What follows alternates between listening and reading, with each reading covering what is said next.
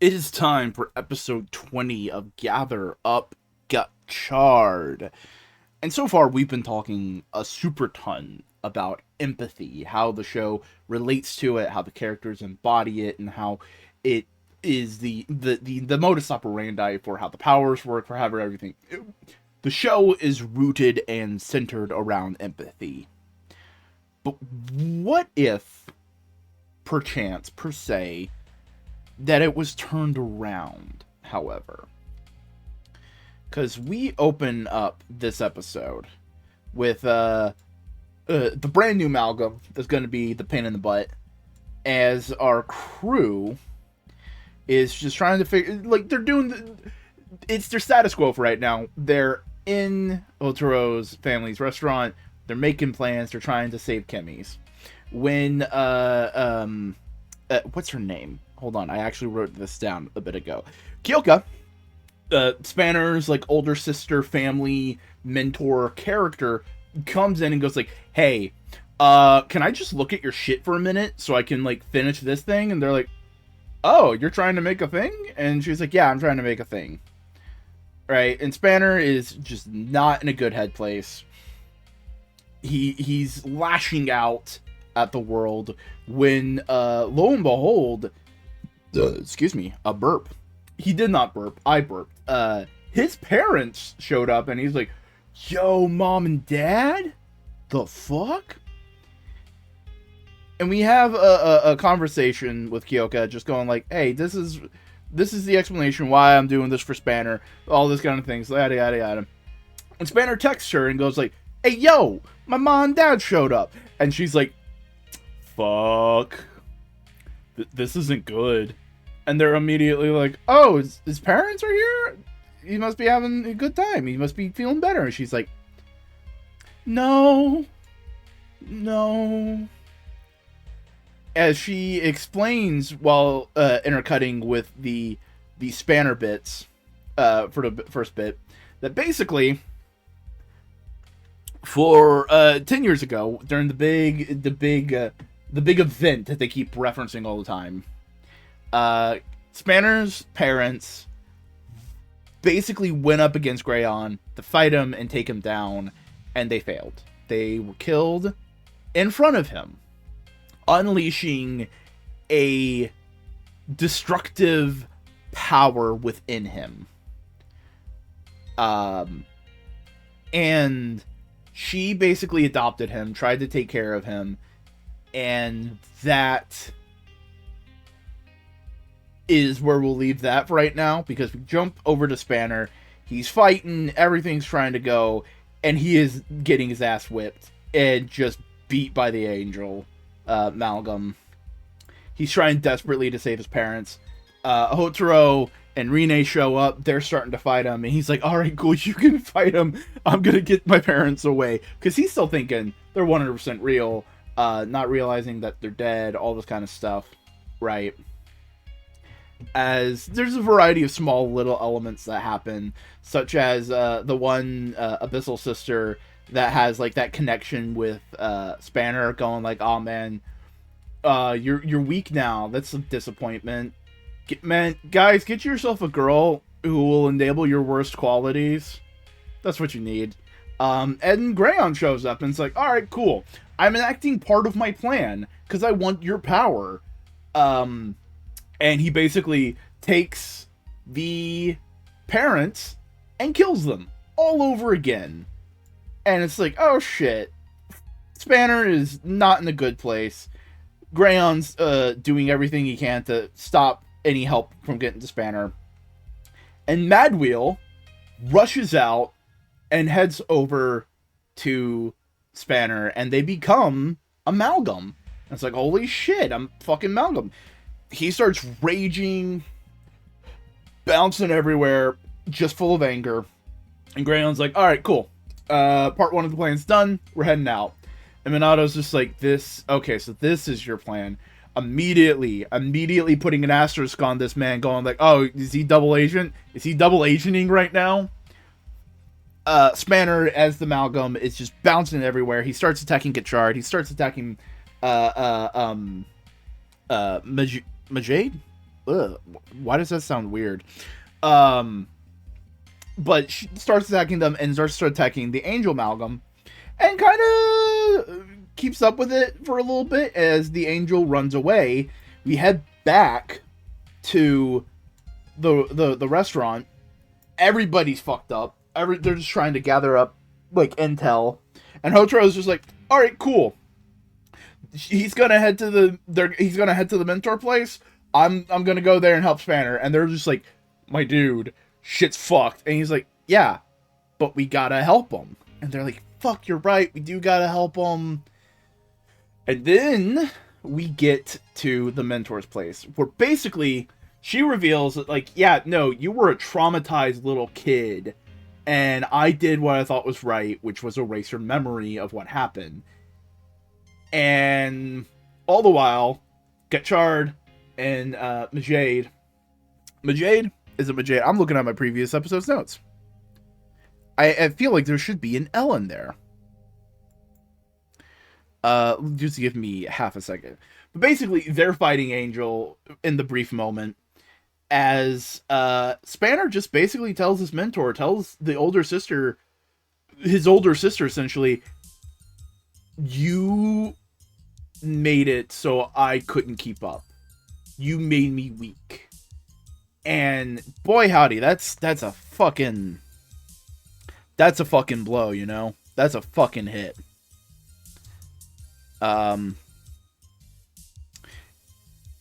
Where is the name? Well, you'll tell me about it, the name in a bit. Right. As he heads out, Malcolm's up and basically starts attacking the Angel Amalgam with his own power.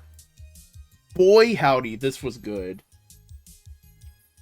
And it just really shows how, like, empathy is important in the show. Empathy is a major theme, major part of it, but it can be twisted. It can be misused.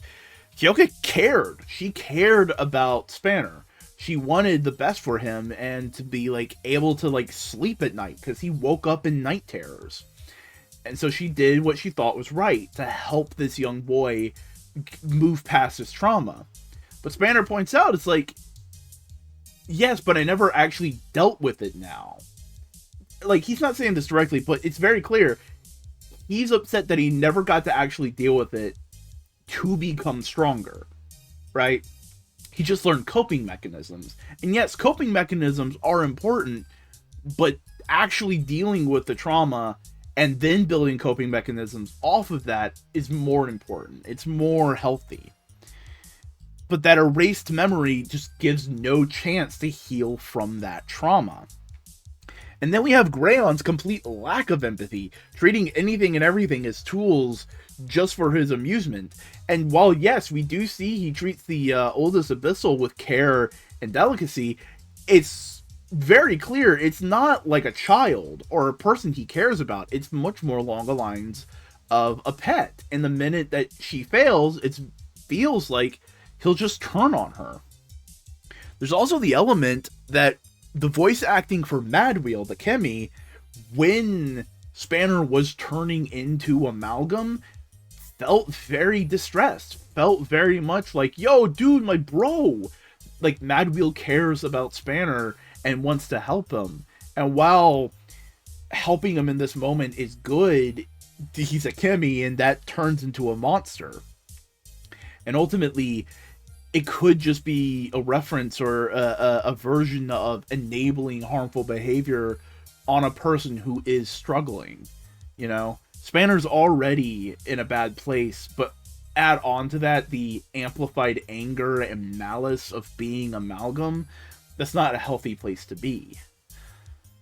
But dang howdy, this was a really good episode with a lot of really good stuff. The sisters are having some, like, interesting character bits. I love the middle, the youngest one, the one that has the connection with Spanner. Just the way she's reacting to this, like, he becomes Amalgam and she's almost taken aback of like, whoa, that's not my plaything. That's not my. What are you doing to my guy? And I think that's interesting. We also have the oldest one, the just being in a very creepy situation. I love the Angel Amalgam. He looks cool. It looks great. The first one to have like the wing arm and it look really good. I think it's just because it's feather wings and it looks more like knife or sword like. I love the way the angel also looks. It's just really good all around. Also, the action this episode, somehow a little bit more brutal. We actually saw some blood happening on the scar of Kyoka. And there's also, when Spanner's fighting the Angel untransformed just by himself, just human mode, his head just bounces off a rail like 5 times, like bang, bang, bang. And it's just like, Jesus, fuck, no. That's, not good. Not good. Spanner boy, you have a concussion. You need to slow down. Also, oh my god, there is more motorcycles in this season, period, than we've had in forever.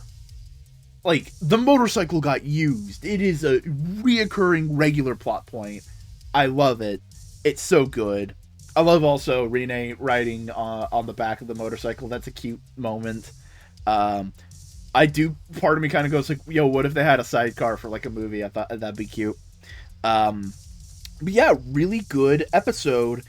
And the preview for next week, we're getting Kamen Rider Valvarad. Cannot wait to see that. But you cannot wait to fucking subscribe, like, comment, follow me on social medias. Links are in the description. You can also go support me on Patreon, and it's for as little as $1 a month. You get a weekly exclusive video. In fact, this week we've started a brand new project, Arise Agito. Every single week I will be reviewing 2 episodes of Kamen Rider Agito. The first one is already out, so go check it out if you'd like. But in the meantime, as always, at the ends of these videos, we have some comments. First up, from just some random guy. Yeah, that's the thing I've been noticing a lot, is just how much these characters actually feel like teenagers. Which, it's weird to say, but like, take for example Forze, a different Kamen Rider show. The teenagers in there felt like cartoon versions of a teenager. Like, it's fun, it's enjoyable, and they still had teenager-like qualities. In Gotchard, they feel like teenagers. They are bumblefucks. They are goofballs. Hotaro has a part-time job he has to deal with. They don't have any money. Like, they are just not in a great, they are teenagers, right? And that's very evident with, like, how Hotaro fights. He is desperate, like you said. He's just trying to win and save as much as possible, be a good guy and all that kind of stuff. And in that way, it feels very Spider-Man like very early Peter Parker of, oh shit, okay, oh god, fuck, I need to save, oh shit, what's happening? And it's good. It's good for a different flavor, a different vibe, you know? Next up from Permanently Paper. It is Majade. Majade. For some reason, I thought there was an L in it, and my brain was just going like, put an L in it. But that's Amalgam. It's Majade. But yeah, no, the way the Amalgams have been integrating like the mummy arms into the creature designs, it has been really neat. I really enjoy it. Like, the mummy head and the mummy arms sleeping on the moon guy, fantastic. It's a way of making the monsters more interesting while trying to maintain some form of budget. Because, let's be honest here, that's why all of them have the mummy pants and the mummy boots. It's so they don't have to design a full brand new costume, and they can reuse parts easier. And that's totally fine. I'm totally down for that. And the fact that they are being so interesting with the arms and the head of the mummy really makes up for that, you know? And we have only seen Greyon for a few scenes here or there, but he has this atmosphere of you bring up Green Goblin. It's very serial killer. It's very not giving a shit. Like like to me, Grayon feels like a guy who's like, I understand what I'm doing is bad, but I want to do it, so fuck you, you know. But yeah, no, he's very. There is a father-like aspect with the one now the one Abyssal sister, but it is creepy. There is creepy overtones with it. Next up from Slime Beast. Honestly, we just need a version of Gotchard where everyone's allowed to say fuck. Let's let these guys say fuck. Like they are putting up with a lot, and they're a bunch of teenagers. They would say fuck. Come on, Hotaro would say fuck. It's like, God fucking damn it. But yeah, I love how the adults in Powers seem also just as fallible. We already have Minato going evil, but Spanner's mentor, like this episode, she made what could be a bad decision of trying to erase a kid's memories to alleviate trauma and not letting the child process it. But like, it's interesting that they are fallible in that way, right? And she's also like, hey, go steal the belt so we can make your belt, haha. And it's just neat. It's good, it's neat, it's interesting characterization. Next up from Fish Pop. Yeah, it's not great that the Majade attachment is a premium Bandai item. It's really baffling why they, like, what is the decision choice for one place or another. The whole situation with the sisters, it just feels like the right kind of dramatic messiness. You have the oldest one being the loyal lapdog minion, the middle one just being angry off to the side. We haven't seen her in a bit, and we have the one, the Spanner one, just being a little dramatic. It's good. I can't wait to see what happens there. And the whole reading comments thing is just, I am reading the comments to myself before I make these comments here. These responses, I should say. And it's relatively easy to edit because now I can just find the name by looking for the long space and a little bit for it.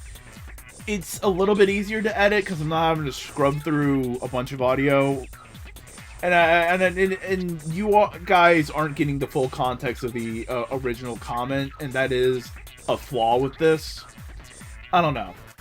I'm trying to be a little bit more full with my responses so the context is there.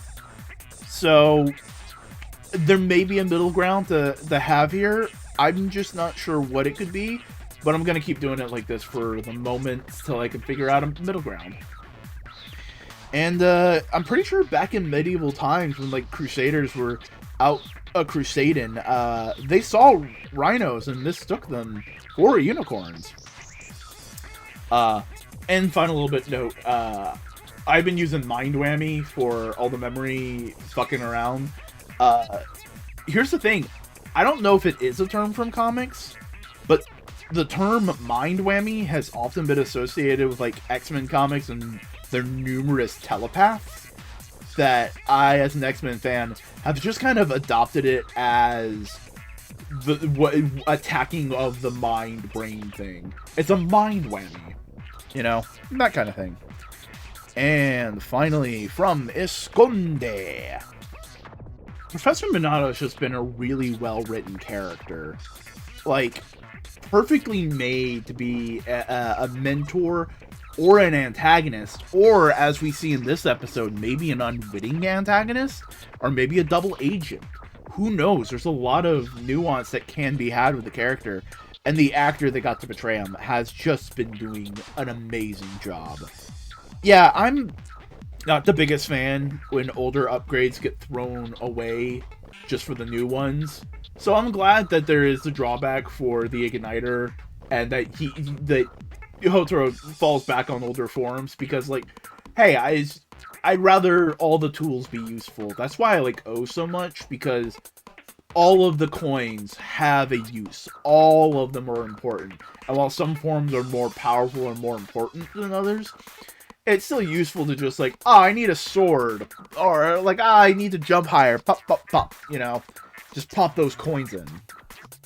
Every one is important. And Rine has just been really good as a character. just how much she's grown making decisions and how much trouble she has making decisions, and like having her go the blackjack and hooker route of like, I'll make my own rules, matches with like Hotaro's finding his reason for living, all this kind of stuff. Like, they're two characters that really like help each other out, and it's just nice, you know. And Spanner's big character growth feels kind of complimentary to Rine, you know, being willing to listen to others and inform yourself, because like that's a part of this, right? Kyoka's trying to go like, hey, I just tried to alleviate your trauma, and like, yeah, I didn't let you grow from it, but like I was trying to help you. And Spanner's not having any of it. So it's like, fuck you. And like, yeah, that is a kind of a scumbag thing to do to someone, of alleviate them the chance of growth and healing. But why she did it isn't wrong. She wanted to help. And I think understanding that and coming to that bridge is what's going to help Spanner become the hero he can be. And that's really neat. That's really cool. You know what's also really neat and really cool? All of you. Thank you for watching. I hope you enjoyed this video, and I hope you enjoyed this episode of Gotchard. Till next week. Big thank you to my Patreon supporters, Esconde,